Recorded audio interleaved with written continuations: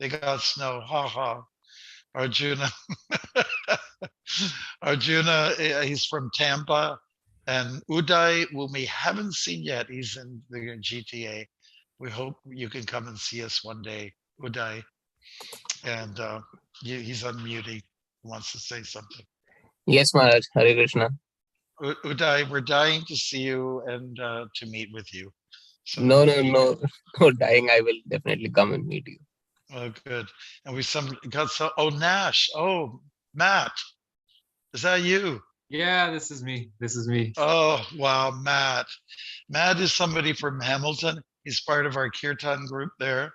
And I can't believe you got our message and you're right on with us. Yeah, I'm very happy to be here. Thank you.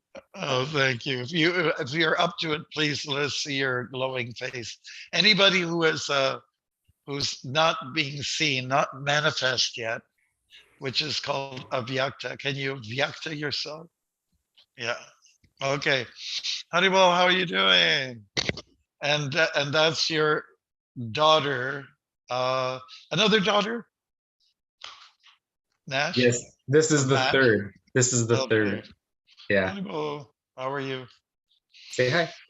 You're gonna be shy. So I'm sitting here at 243 Avenue Road in the Toronto Temple, and which was formerly a church, and our Guru Prabhupada sat in this room. There's a bust of him here, and we also have a picture above him of our deities, the Krishna deities, and it's a watercolor on black paper. It's one of the most stunning things you'll ever see in your life, and it's an original. Okay, and I've also, I'll share you around. We have the bed that Prabhupada slept on, and he's got 10 avatars that are on it. They're very heavy. No one can ever steal the bed.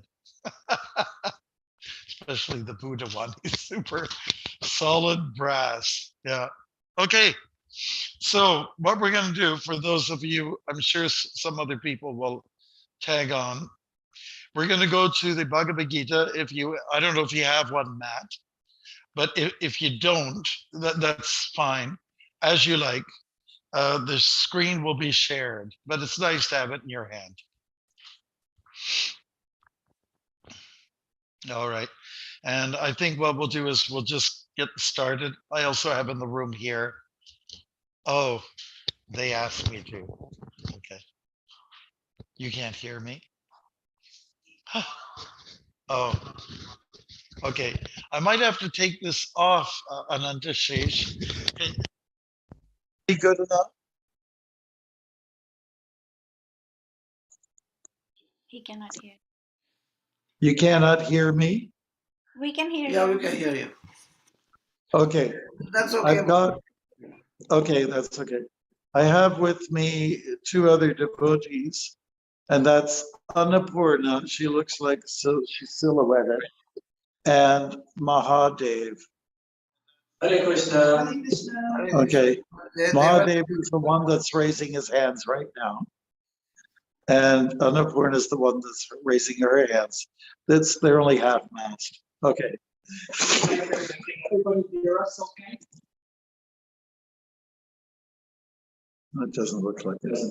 If we read Maharaj, we'll just sit in his chair. Okay, yeah, that's true. That's true. Okay, so let us start off with our program now. Just saying the mantras to Prabhupada. Anujama, thank you for being on board. The mantras to the Guru, the mantras to the five great, let's say, aspects of God, Panchatattva, and then the mantras to Radhakrishna, which is the Hare Krishna mantra. If you don't know it, that's okay. It's purifying just to hear it, and you will be able to learn them sometime. Let's do it together. Nama Om Vishnupadaya Krishna Prasthaya Bhutale Srimate Bhaktimarga Swami BG Namaste Saraswate Deve Gauravani Pracharine Nirvishesha Shunyavadi Paschatya Deshatarine Shri Krishna Chaitanya Prabhu Nityananda Shri Advaita Gadadhar Shivasari Gaura Bhakta Vrinda Hare Krishna Krishna Krishna Hare Hare Hare Rama Rama Rama Hare Hare. Right. Thank you very much. And now we'll go to the invocational mantra, which is shared on the screen. There's two mantras there in the Roman transliteration, but we're just going to concentrate on the first one, and then we'll go for the translation of it. Okay? So if you could just follow after I say, Om Jnana Timarandasya Om Jnana Timrandasya Jnananjana Shalakaya Jnananjana Shalakaya Chakshurun Militam Yena Chakshur Unmilitam Yena Tasmai Shri Gurave Namaha. Tasmai Shri Gurave Namaha. And the translation is just below that next mantra. Here it goes. I was born in the darkest ignorance, I was I was born in the darkest ignorance, and my spiritual master opened my eyes and my spiritual master opened my eyes with the torch of knowledge. with the torch of knowledge. I offer my respectful obeisance unto him. I offer my respectful obeisance to him. Okay, thank you so much for doing that. We recite those mantras just as a way of saying thanks, and our indebtedness goes to the great teachers of the past that are allowing us and sharing with us the great wisdom of the Bhagavad-Gita, which benefits all people, all human beings, especially those who want to spend some time going over the verses. 700 verses we have in the Gita. It's a dialogue between Krishna and his dear friend Arjuna. So now, can our host tell us where we are at? 11:45. Okay, let's flip over to 11:45. We're in the chapter called the Universal Form. And in one section of the Bhagavad Gita, Prabhupada is saying that many people see God in many ways, and that the universe is one way that we could see God. So it's okay to say the universe instead if you don't want to use the word God. But now we're looking at the universal form, the Virat Rup,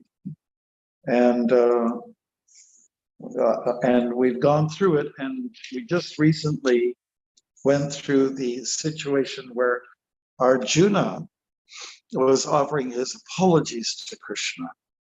And why he was doing that is because Arjuna felt that he was too familiar with Krishna.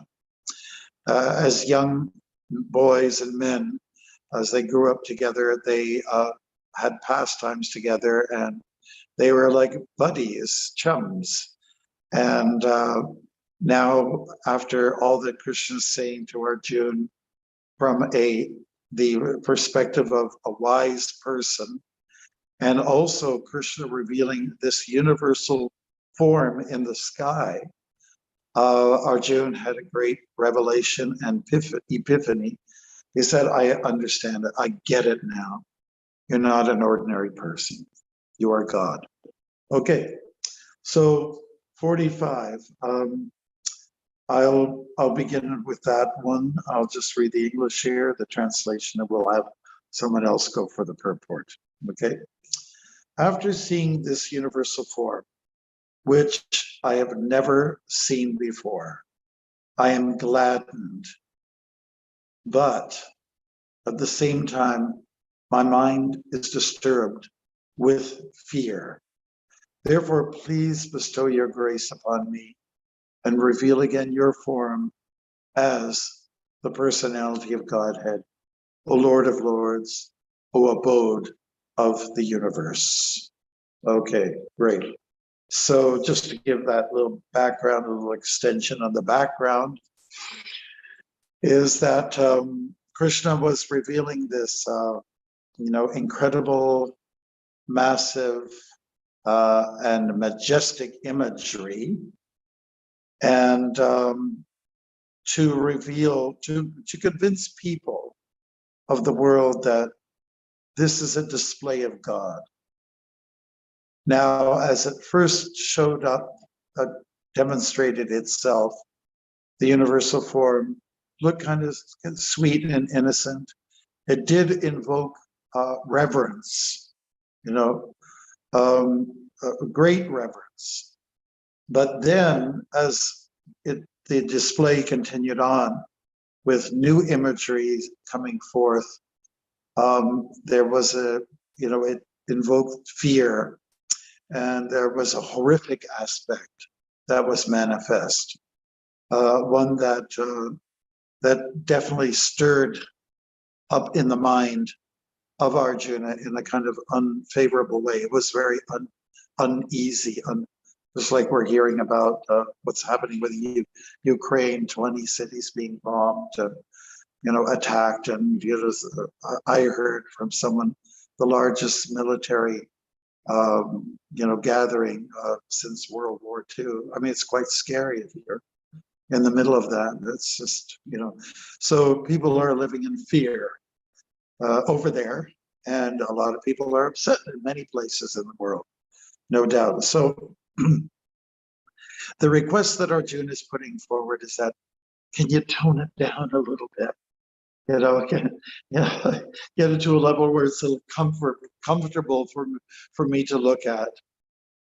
Because one of the images was that Arjuna was seeing, he was having what would you call this, a prophetic, what's the word I'm looking for?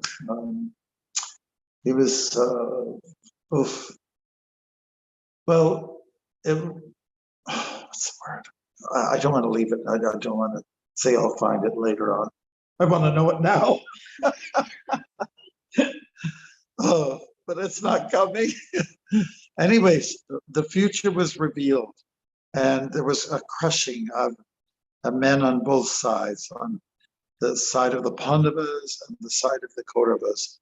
That, in other words, people who were against Dharma were being crushed, and people who were for Dharma were also having a tough time and being destroyed. So this was too hard for Arjuna's eyes to bear. And he said, please, can we go back to some sanity? And that's what he's asking. I mean, I can envision him or imagine him on his knees begging like anything, please, just let's not look at this. It's too horrific. Hare Krishna, a little background there. So in the purport, I think we can have someone read the first half of the purport, and someone can read the second half. And where is the first half, you can decide. Vaishnavi, do you want to lead us into this and ask for a volunteer, perhaps, or just Uday, command? Uday, you want to read? Yeah. Okay, Uday, go for it. Yeah. Arjuna is always in confidence with Krishna because he is a very dear friend, and as a dear friend, he is gladdened by his friend's opulence. Arjuna is very joyful to see that his friend Krishna is the Supreme Personality of Godhead and can show such a wonderful universal form. But at the same time, after seeing that universal form, he is afraid that he has committed so many offenses to Krishna out of his unalloyed friendship. Thus, his mind is disturbed out of fear, although he has no reason to fear. Arjuna, therefore, is asking Krishna to show his Narayana form because he can assume any form. This. Okay. No, that's okay. Whoa, halfway. Thank you, Uday. Uday, I know you're very enthusiastic. Someone give us the second half, please. Vaishnavi.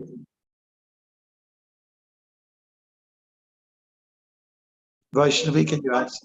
Gaurchandra Prabhu, can you read the second half, please? Gaurchandra Prabhu. Yes, starting at this universal form is material and temporary, as the material world is temporary. But in the Vaikuntha planets, he has his transcendental form with 4 hands as Narayana. There are innumerable planets in the spiritual sky, and in each of them, Krishna is present by his plenary manifestations of different names. Thus, Arjuna desired to see one of the forms manifest in the Vaikuntha planets. Of course, in each Vaikuntha planet, the form of Narayana is four-handed, but the four hands hold different arrangements of symbols, the conch shell, mace, lotus, and disc. According to the different hands these four things are held in, the Narayanas are variously named. All of these forms are one with Krishna. Therefore, Arjuna requests to see his four-handed feature. Thank you so much, both of you, for reading to us. So we're looking at certain imagery that is something to dwell on. First of all, the universal form revealed many arms, bellies, mouths, expanded without limit. And if any of you were part of the counterculture in the 60s or 70s, we all know that Jimi Hendrix put out that album, Axis is Bold, I think it is. Yeah. As love. Oh, that's the two words that I missed out on. Okay. And so Jimmy's head is in the middle, which is replacing a form of Vishnu. And then there's all the different demigods that are extending from both sides. And that was really part of the counterculture. People were interested in prince of Hindu mythology, as people would put it, They were very intrigued. And of course, you have to have your, smoke a little marijuana in front of it. Okay, some of you will know what I'm talking about. And so the thing is that somebody might consider that sacrilegious, what Jimmy did, but and I'm sure he wasn't trying to offend anybody at all. It was just an innocent mistake. But it does give you the idea of when the first Westerners first saw this kind of imagery, that when we talk about God, there's unlimited rup. Rup means forms, and many of them are extensions of God, or what we call demigods, not God in full potency, but partial potency. And I guess, if you're raised Catholic, you can appreciate that God can come in different forms. Even if you study the Old Testament in the Bible, for our Jewish community, you're hearing that God is a burning bush, that God is a pillar of light, that God is a young man, that there might be more. And, so that opens up the spectrum a little bit for some of us coming from different backgrounds. And then there are some traditions that don't want to accept God as any form, because to some people, form implies something physical. But why can't some form also be spiritual? Why is it just an assumption like that? So now the universal form has revealed many, many different manifestations, and it can be a little mind-boggling. So then Arjuna asks, can we tone it down, please? And can I see your Narayan form? Which is of 4 images. Again, sort of a popular kind of revelation that we see sometimes in prints and on T-shirt logos, getting the Vishnu or Narayan form. And so why that? Because it's more peaceful.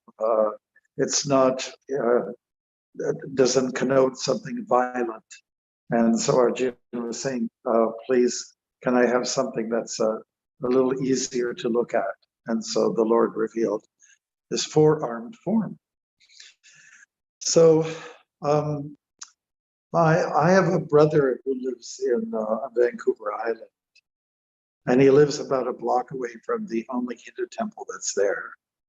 So we went there one Sunday before their services began. And we looked around at all the pictures, and my sister-in-law, Joyce, she said, Bhaktimarga, yes, could you tell me, why are there 4 arms here? And I said, well, this is one of the images of God. And the when someone has an extra set of limbs or arms or branches, it simply means they're displaying extra potency, extra opulence. And as you know yourself, you probably 2 hands isn't enough to handle sometimes the workload. So here God manifests 4 arms holding some sacred imagery. And anyway, she liked my explanation. Well, thank you. That makes sense. We're talking about God. God should have extra power, right? And so that's it. But that wasn't going to be good enough for Arjuna. That Krishna was going to narrow down to 4 arms. It wasn't enough. He wasn't relieved enough. So he's going to ask, can I see you in your original form? You know, the 2-armed, like that, implying the flute playing Krishna. So that's what's a little bit behind this. And sorry to tell you a story about what happened in my personal life with my sister-in-law.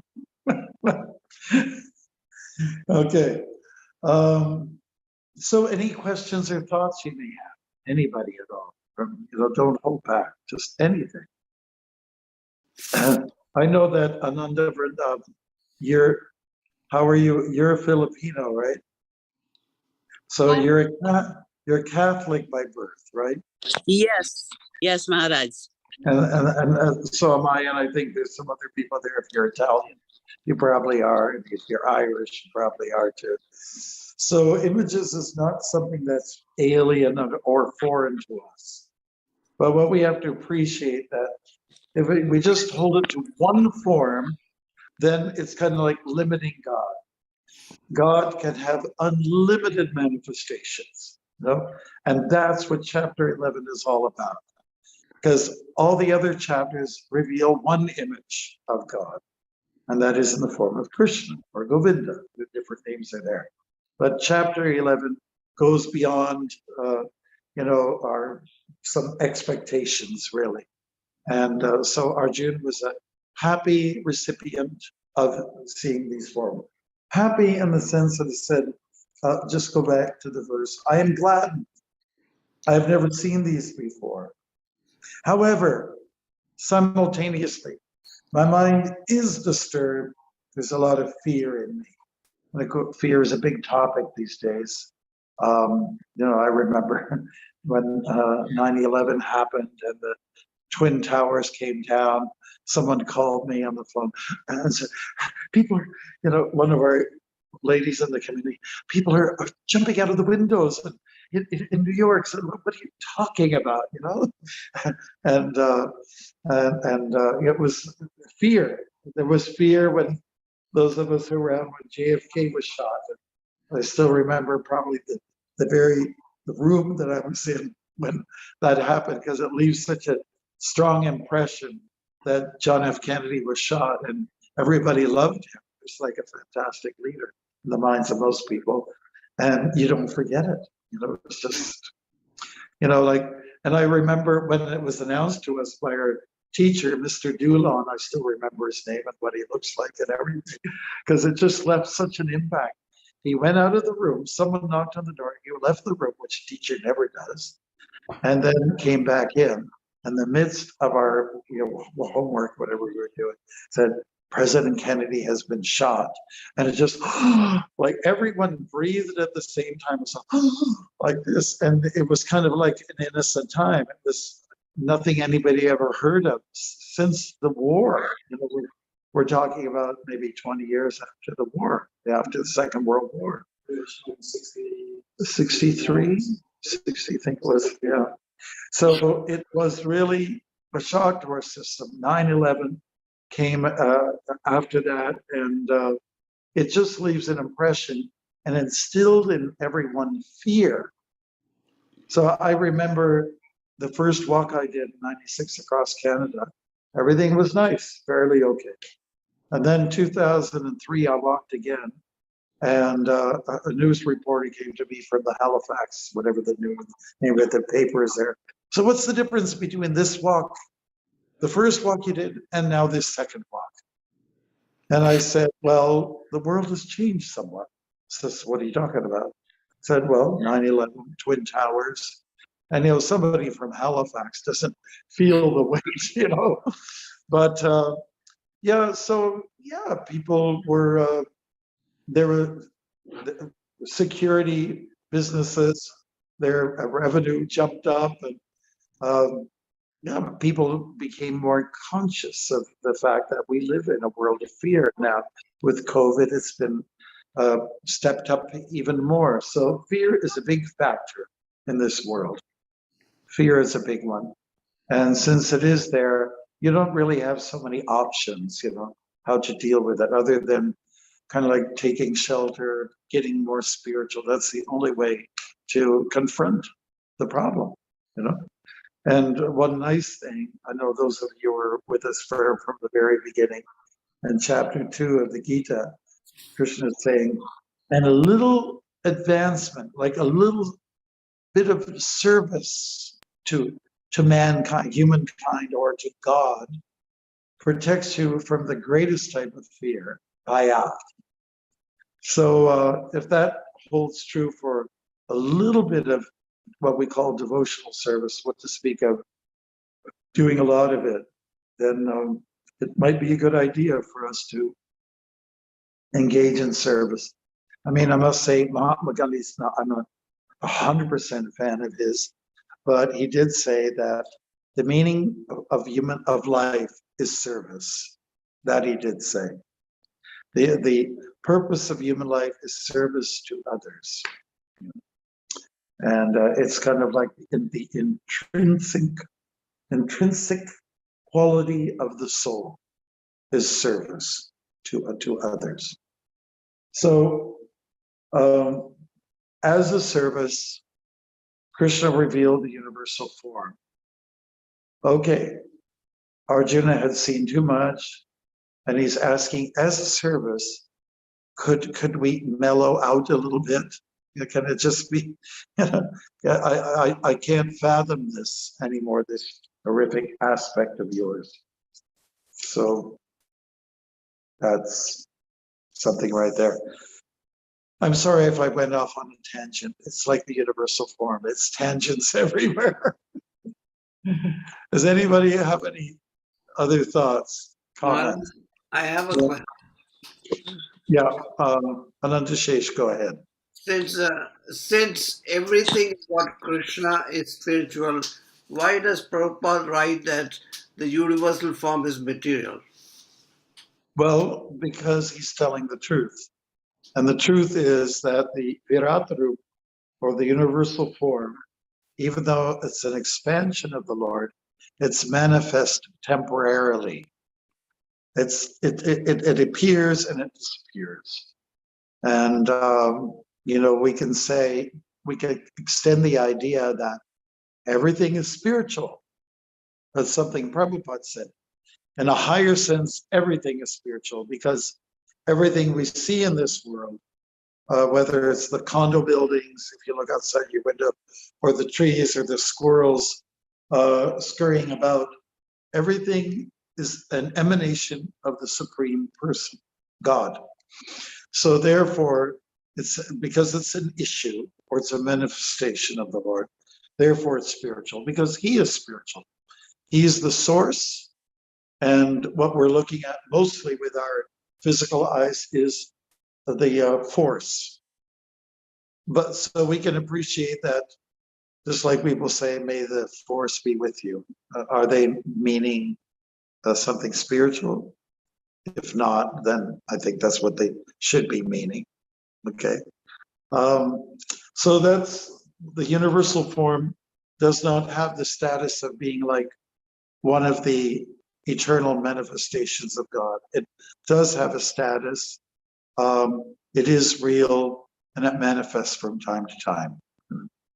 These physical bodies are material, and therefore we do say that because they're temporary, therefore they're material. But this universal form, if I can be so bold as to say, it's somewhere in the middle. Let's put it like that.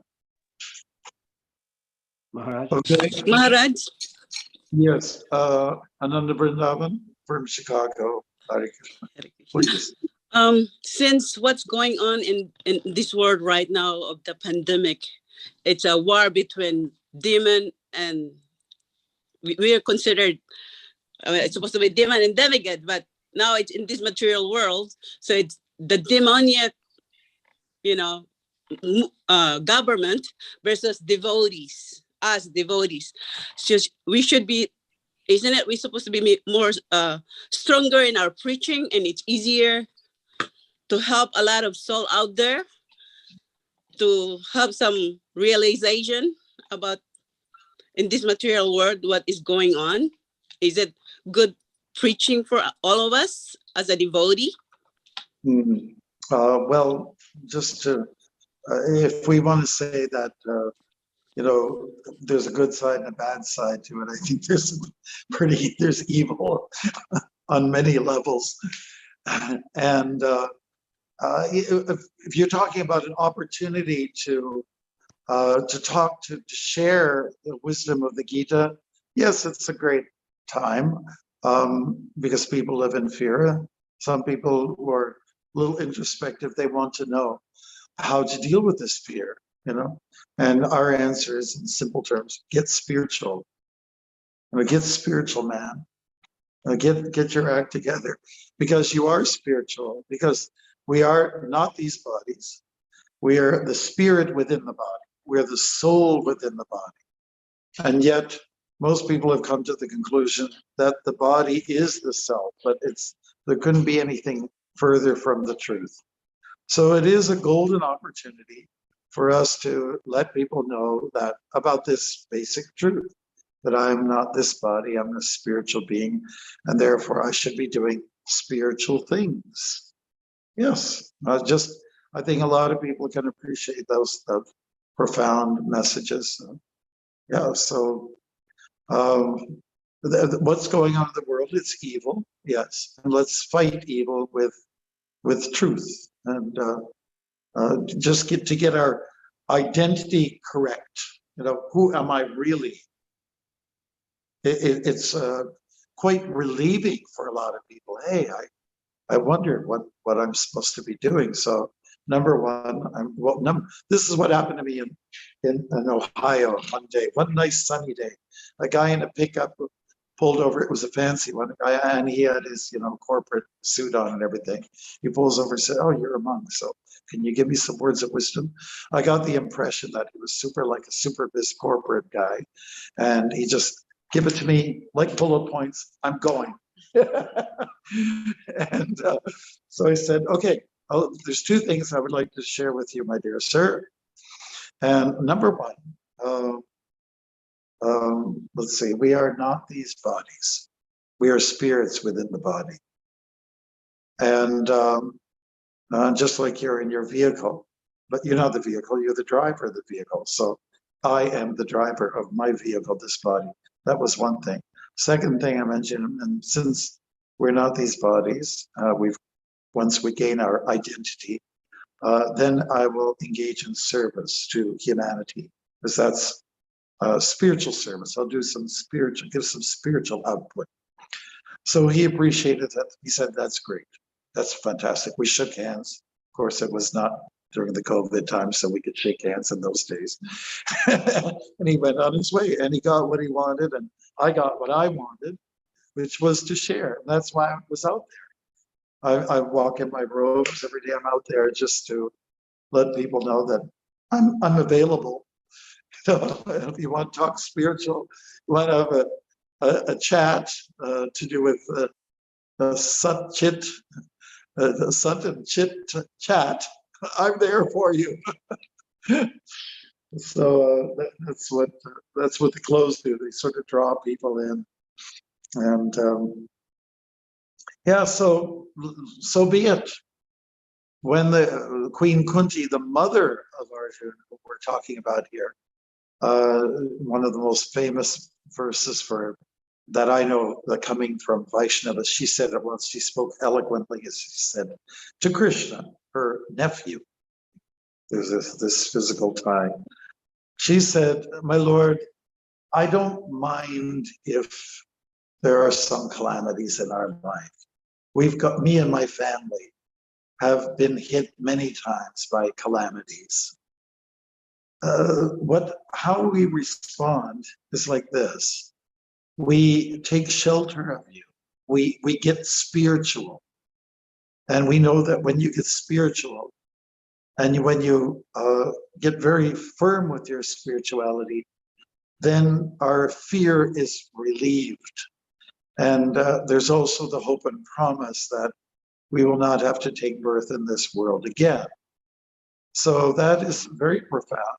And devotees embrace that verse from the book called the Bhagavatam. It's like a follow-up on the Bhagavad-Gita.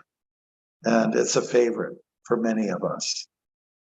And so if you can keep that in mind, that was her mindset.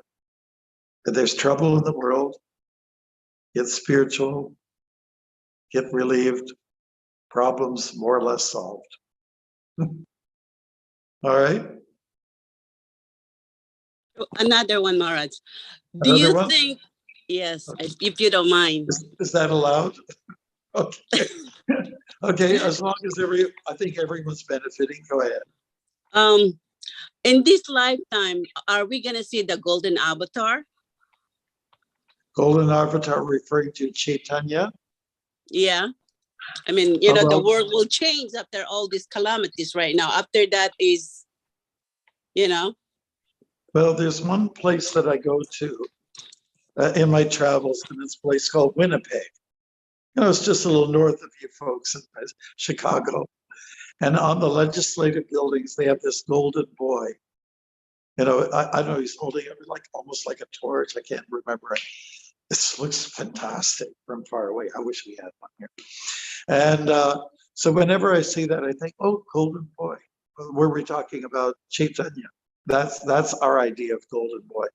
Why is he golden? Well, scripture or the holy text, they talk about a prediction that Krishna will come to this world in a light color, sort of like a shiny white, whatever, and in a golden hue.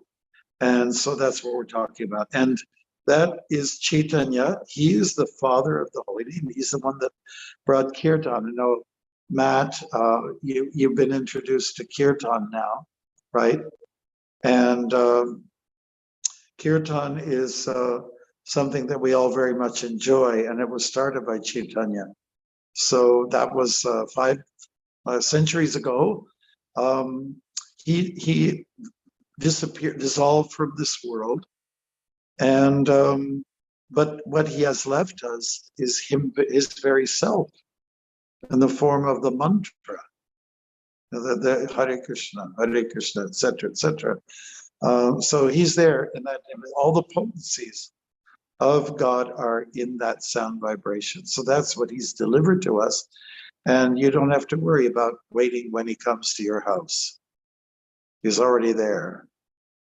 Okay, she's pointing to her altar. So he's already there. in my house, Maharaj. That's right. That's right. Gauranga's there, and so we don't have to worry. You don't have to wait for the Messiah to come. The Messiah is here in the form of Nam Rup. Rup means form. Nam means the sound vibration, the name. So God is here. You don't have to wait for him to come. He's already here. He's royalty, and he's in your house, so treat him as such. And the way that what he appreciates is when you treat others like royalty as well. Not that we make a big distinction. Here's God, and everything else is not God. You have to see divinity everywhere. Anutama, Asweta, outside your window of your house, the squirrels, are they coming out yet? The birds, the bluebirds, whatever. A little bit, yeah. We see some paw prints and Yes, some of them. There's divinity. The trees. There's something sacred there, right? yes. So the idea, it's kind of like a pantheistic idea that to see God everywhere in all things, but that is to be Krishna conscious, to see God is not just in a deity form. God is not just in the temple or a church or a mosque. God is everywhere. So we have to be trained to think like that. And when you see someone, a human being, it might be easy to just dismiss everything. Oh, here's a human being. I don't have to be, at least be nice. At least appreciate that there is God in the heart of everyone as Paramatma. That's a Sanskrit term. I think we all told you there was this, African-American evangelist who was teaching his Christian congregation to say the word namaste. Say namastes. I want everyone to learn this word, namaste. Why did he insist on that? Because it means to accept that God is in your heart. So when you see a person, a human being, it's not just a human being, God is in their heart. So say namaste. And everyone was saying namaste. He was getting them trained up to say namaste. Trained to see that God is everywhere in all creatures, all forms of life.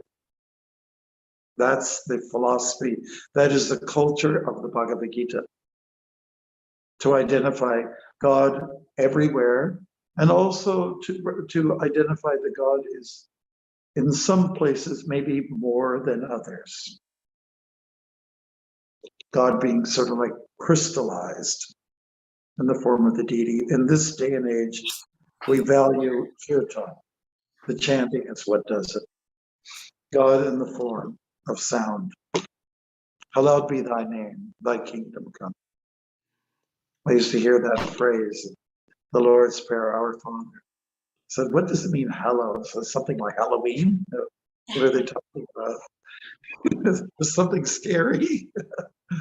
I knew it was to be understood to be something sacred. Name, what name? What name? And I asked a few Christian brothers, what name are they talking about? I said, well, nobody really knows. That's the way they answered it. But we know, just in the Bhagavad-Gita, there's so many names of the Lord, starting with in the very beginning. Govinda, Janardana, Madhusudan, Madhava, etc., etc. So many names. All right, thank you for your 2 questions. I hope everyone was happy about those 2 questions. Maybe not thrilled about the answers. Yes. Yeah, you said God is in everybody's heart. That is true. And when we say namaste, we are honoring God. But if that person who has God in his heart misbehaves, how can we react? How are we supposed to react? Well, let's just say you're going for a walk in, Serengeti, in the Africa, and there's, lions, hungry lions all around, and they're kind of interested in you. And you can say, namaste, you're okay. Namaste, God's in your heart, so don't harm me. Well, they've got something else in mind.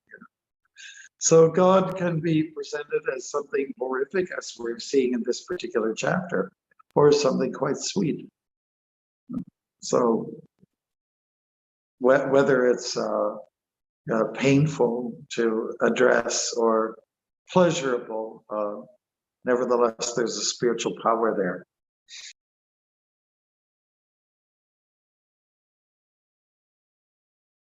It might not behave properly. Nevertheless, there's a spiritual power there. There's spiritual power behind an incredible snowstorm, or like a Florida hurricane. Since you're in Florida, you've heard it. What about your alligators in your backyard? Would you like to say namaste to them, like really close up? Say namaste and run. Say it and run away. Yeah. Yes. Yeah, go to Chandra, go ahead. According to the Manu Samhita, all humanity today is misbehaving. So then we are in big trouble. Okay, I appreciate your comment. According to the text, the Vedic text, like Manu Samhita, everyone's misbehaving, everyone's pretty, well, like call them, you know, offensive.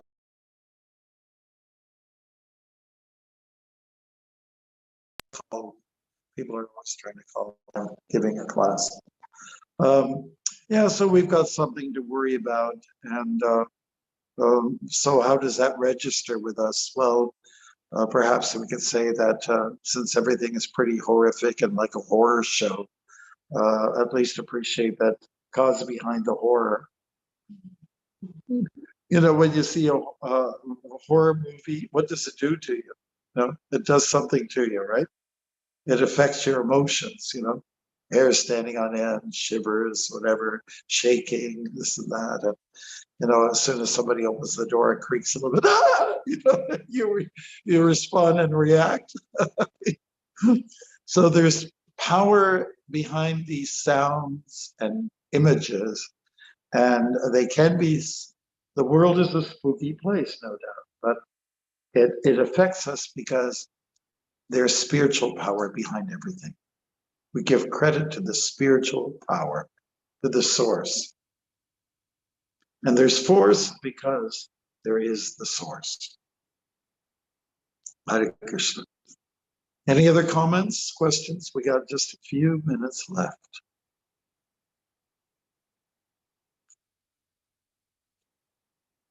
And we may not have much time to do another verse. Yes. Back to the universal form and the question of Ananta Shesh, that the Virat Roop is material. I remember Srila Prabhupada saying that in the spiritual world, there is no Virat Roop, there is no universal form. Yes. So Yes, that's a very good angle to take it, because anything that is of the nature of being somewhat negative, aggressive, violent, devastating, we don't have those impressions in the spiritual realm. That's a fact. They're reserved to be manifest in this crazy world of the earth in which we live. Yeah, yeah. Very good point. Mm-hmm. Okay, anything else? You're looking at me and I'm looking at some of you, most of you are going like this. And when someone does like this, I'm trying to figure it out.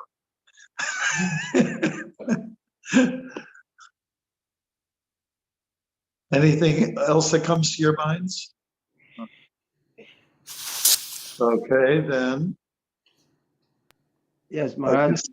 Yeah. Mm-hmm. I remember when Prabhupada split the word namaste, and he said na means not. Yeah. Mas means me, and te means you. So not me, you. That's the meaning of namaste. Right. That's right. Very good. Very good. And just looking at, you know, the definition of the word humility. Humility is not about thinking less of yourself, but thinking of yourself less.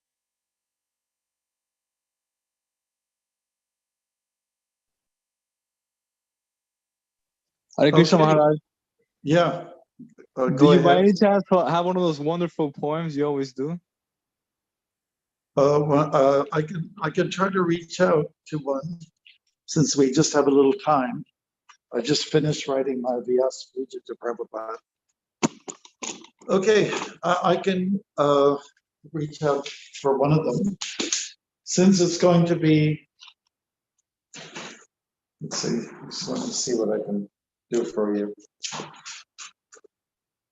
Did I ever read the one Trees to you folks? It's a secular book, okay? Here it is. It's called Trees. What hugs the soil and keeps it in place, teaches tolerance, especially at the base, provides us company when down and lonely, is a true member of the earthly family. Trees. What cuts the wind when all is tossed in the air, which resembles a turbulent mind enough to scare? What emits a sweet scent at dusk and at dawn, and a sap flow at winter's end when spring is on? Trees. What gives warmth in cold and coolness in heat? And what eats and drinks by their very own feet?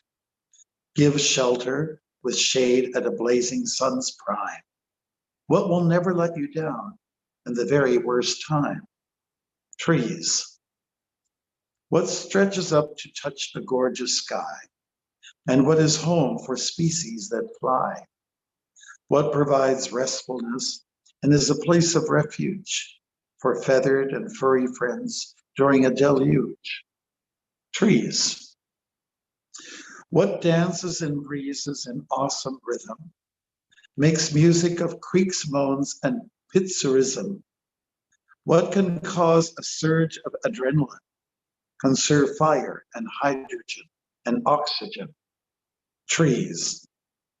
I can tell you what saved my life multiple times. Their arms reached out to mine on a steep climb. More than once I took to a slippery slope when there seemed to be so very little hope. Trees. What are the soft hairs jutting out of the universe, yielding healing powers like nature's nurse? What requires our stewardship and service? A chance for their well-deserved catharsis. Trees. Some are alive, some are dead, some are green, some are red, some bear fruit, some bear nuts. Most have wood for their very own guts. Some have needles, some have leaves. Know it for certain, they're here to please. Trees. Hare Krishna. Hare Krishna.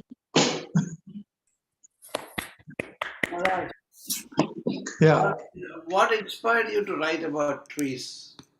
because I love them. So beautiful, Maharaj. Beautiful. Yeah, but they're like kind of our best friend.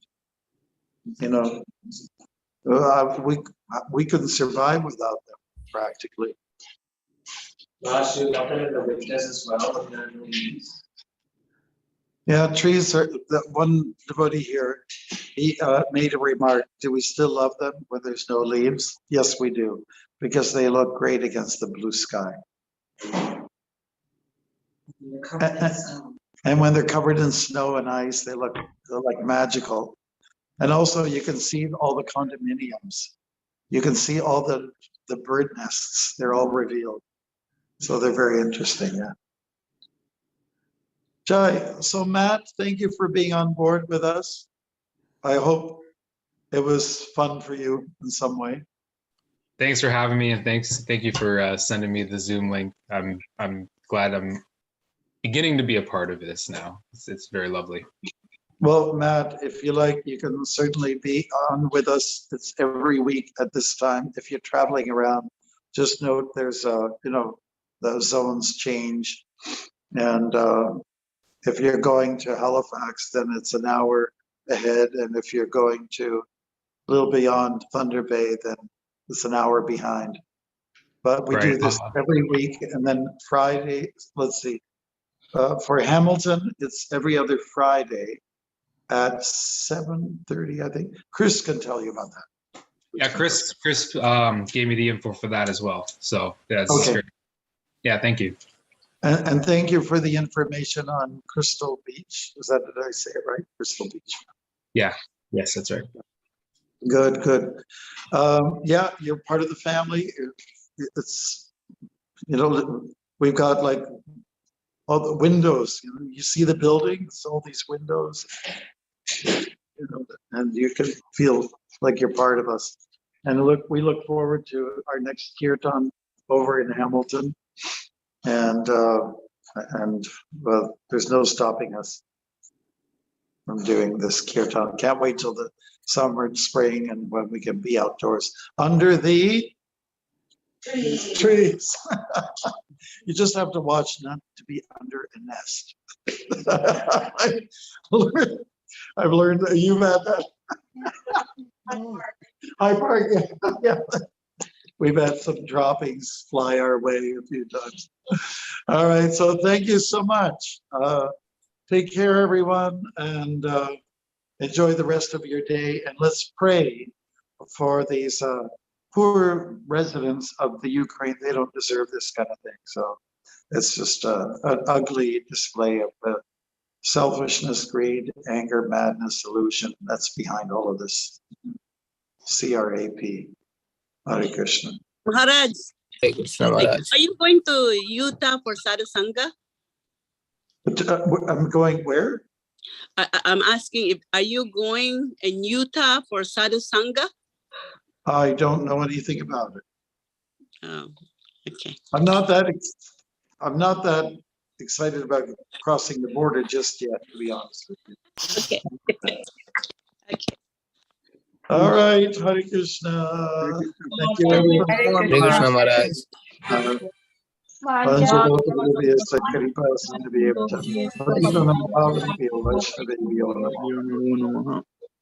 Such a friend, Susan. Thank you so much, Maharaj.